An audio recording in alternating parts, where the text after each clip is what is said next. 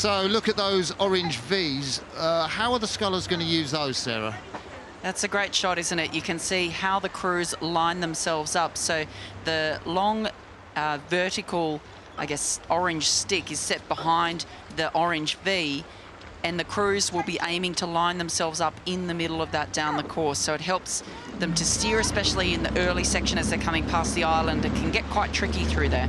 So we are off in the final of the Princess Royal. On the right-hand side, she's gone off really so hard. Frida Sangol Nielsen, amazing athlete, 26 years of age. And on the left-hand side, the sensation of 2025. All of World Rowing is talking about Lauren Henry and how fast she is, how amazing she is. The sculler from Leicester Rowing Club. We can't tell who's up at the moment, but Lauren Henry looks sweet. Frida Sangol is right up there. Normally about 4 or 5 seconds would separate these two scullers, but Frida Sangol Nielsen more used to sweet rowing. She's just got in a single for the first time this year. She wasn't expecting it, and she has been lightning fast. Took a bronze medal in the Europeans behind Lauren.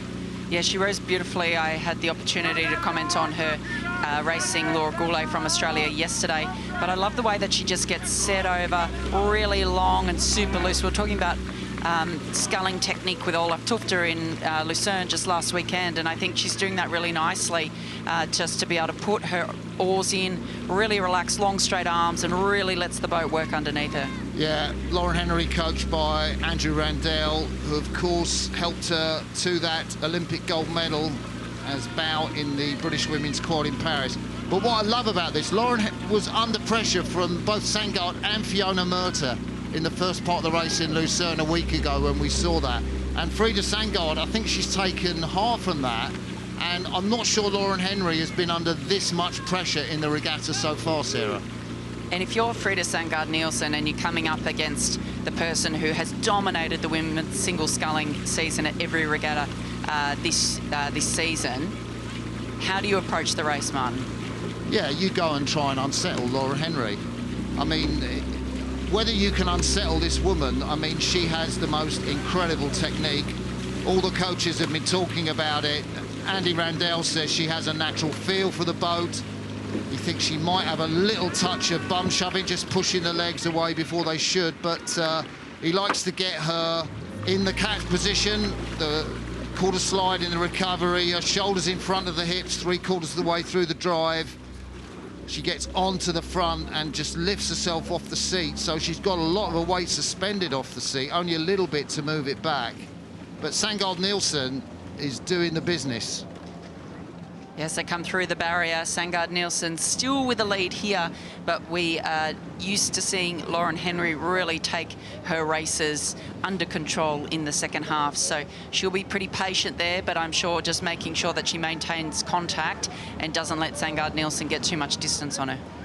So Frida Sangard Nielsen in the colours of Bagsved Rowing Club, where the World Championships were held back in 1987. Her coach, Ian Barden, I raced him back in the day in 1981 in Munich, but he's a fantastic coach, really got a good eye for the boat and how it moves. He said the key to my coaching is hard work, good technique, and for his athletes 100% passion or forget it. And you can see that passion in Sangard Nielsen's sculling, the way she's just really taken the first part of this race to Lauren Henry.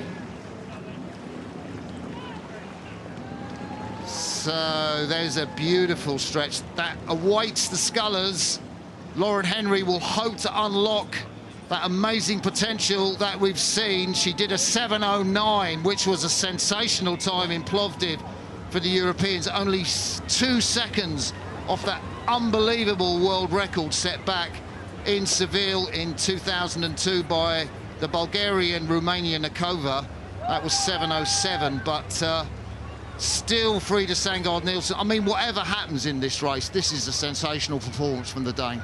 I think an incredible step up. We've seen each race, she's just gotten better and better throughout the week. I think these tailwind conditions, she would see an opportunity to get herself into the race and into the lead early and just to hang on in there, knowing that Lauren Henry is really so fast in that second half. You can't phase Lauren Henry. She's just kept that sculling technique up. She's just connecting so well.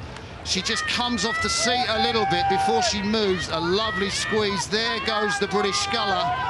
She came back from the Paris Olympics. She was straight, almost straight into training. This was her year in the single sculls, and she has absolutely broken her rival, who put everything in to the first half as we come through the Remington Club. Still about 600 meters to go, and Henry is just going further and further away.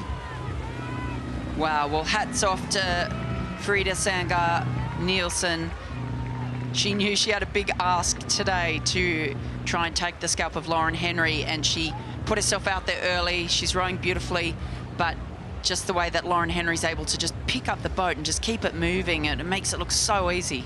And I gather Caroline Florine, the Olympic champion, untouchable in women's single sculls, is here to watch one of her friends this afternoon going in the diamond sculls, and she will be watching Lauren Henry and thinking, and I wonder, you know, Caroline hasn't done the kind of training that she might have needed to, that Lauren Henry has done. I wonder whether she'll be in the single in Shanghai at the Worlds or in another boat. There's the drone shot, Sarah.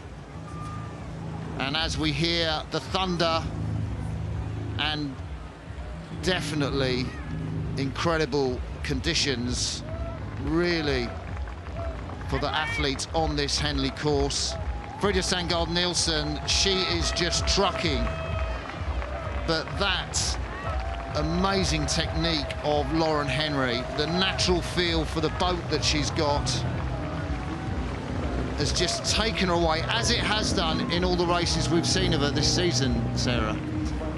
Yeah, and I mean, won't the British crowd be loving this, seeing their new single sculler, who has been so dominant, as you said, Martin, putting on a display here in front of the home crowd. She looks like she sort of moved out into the middle of the course. She's coming down past the enclosures now. An incredible display of single sculling. You can hear the crowd showing their appreciation for her, as really this is a bit of a procession now. Absolutely dominant in the second half of the race, as we're used to seeing her. Lauren Henry of Great Britain. Lauren Henry of Leicester Rowing Club on the left of the picture. Winbat and the umpire just telling her maybe to move over. She's a little bit in the middle of the course. Frida Sandgaard, I think her race is done. I'm looking now, Lauren has probably got about 20, 30 strokes, Sarah. She's just unflappable, isn't she? She just is almost like a metronome, just keeps in her rhythm, doing her thing. She doesn't let those fast-starting boats get to her head. She just keeps chipping away. And then look at her now and the clear water lead that she's got as she comes down towards the line mark. She could be one of rowing's great all-time scullers. She's looking left, she's looking right. The finish is coming up for Lauren Henry. You can see what it's cost her. She really put the hammer down in the last 1,000 metres. And the sculler from Leicester City defeats Frida Sandgaard Nielsen of Bagsved Rowing Club, Denmark. And that was a tough, tough competition. She really had to do something special in the last part of that race. And as we say, thank you to Sarah Cook for taking us through those races. There's Lauren Henry just putting the hammer down, and no answer from the Dane. Lauren Henry just looks for the finish. You could see, I mean, she doesn't normally do that. So the pressure she was under was clear.